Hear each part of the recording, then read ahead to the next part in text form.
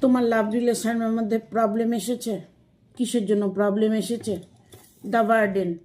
কেউ একজন কোনো ব্যক্তি আছে যে তোমার রিলেশনে বাধা সৃষ্টি করছে। সে মানুষটি আর কেউ নয়, বাইরের লোক। বাইরের কোনো ব্যক্তি তোমার রিলেশনের মধ্যে প্রবলেম করছে, তোমার রিলেশনটাকে ভাঙার চেষ্টা করছে। অ্যাডভেঞ্চার।